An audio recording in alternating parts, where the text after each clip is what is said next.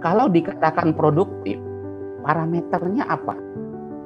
Kalau kita lihat dari parameter misalnya ekspor impor berkaitan dengan ketangguhan dan kekuatan ekonomi Indonesia, bagaimana mungkin kita impor barang konsumsi makanan dan minuman untuk rumah tangga ini terus naik dari tahun ke tahun?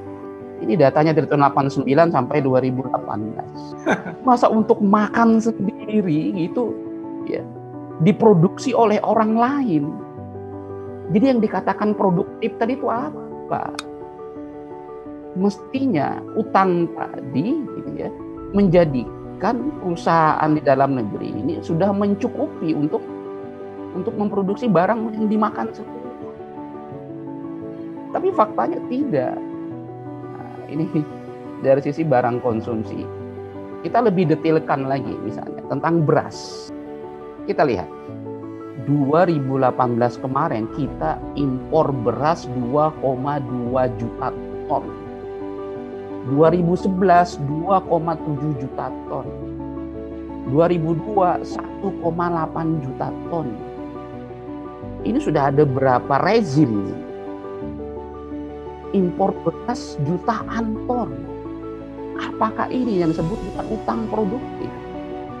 Bagaimana mungkin sebuah negara itu akan berkuasa secara penuh terhadap negerinya, tapi urusan makanan pokoknya sendiri impor jutaan ton? Bagaimana mungkin bisa dikatakan utang produktif untuk berasnya sendiri impor? Beras ini belum bicara tentang yang berteknologi tinggi, mesin. Begitu pula garam, impor semua, Bah. Jadi di mana yang dikatakan parameter produktif tadi? Beras, garam, sekarang kita lihat sayur. Bagaimana dengan sayur kita? Sayur juga demikian. Ratusan ribu ton ya, kita ini impor gitu, sayur. Apakah Indonesia nggak bisa memproduksi sayur? Utang tadi itu kemana gitu? Sehingga kemudian petani ini nggak bisa memproduksi sayur, sehingga petani ini tidak bisa memproduksi beras dan garam tadi. Utang tadi kemana larinya? Pasti ada yang salah. Apakah itu yang dikatakan produktif? Saya kira terlalu naif, saya pikir kalau itu mengatakan ini adalah utang produktif. Menkyu sekarang yang mengatakan Indonesia masih punya aset begitu besar. Jangan khawatir, utang kita memang naik, tapi kita juga punya aset besar. Nah, ini berlindung di balik kata aset. Sekarang kita lihat aset itu apa. Ya, nah ini asetnya di tahun 2019 ini meningkat 4.000-an triliun ya dibandingkan 2018 ya. 2019 ini adalah 10.400 triliun itu aset. 10.400 triliun itu aset. Namun betul ini adalah aset 10.400 triliun. Namun harus kita kejar dulu apa itu aset. Kita rincikan dulu apa itu aset. Dalam ilmu akuntansi yang dasar, aset itu apa? Terdiri dari yang di dalamnya ada ekuitas dan liabilitas, modal dan kewajiban. Jadi di balik yang namanya aset itu ada utang.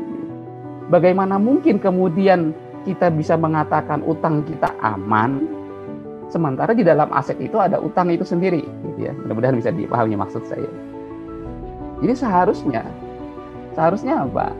Kalau kemudian ingin dikatakan bahwa kalau ingin berargumen bahwa aset kita banyak dan kemudian aset kita banyak meskipun utang juga kita bertambah, semestinya liabilitas kita ini kecil.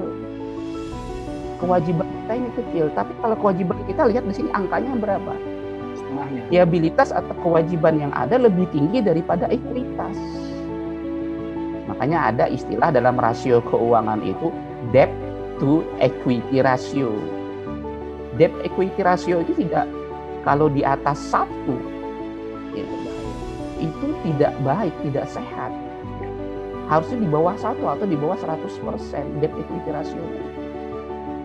Tentu berbeda dengan lembaga keuangan ya seperti bank maupun non bank. Nah, makanya kemudian ada debt to equity ratio. Tapi kenapa seolah-olah kemudian pemerintah berargumen dengan utang yang meningkat itu jangan khawatir. Kita aset punya banyak, lah aset sendiri utangnya banyak. Ini kan pengelabuan di balik kata yang namanya aset. Terhipnotis kita, jangan khawatir kita punya banyak aset, tapi ternyata aset di balik aset itu utang.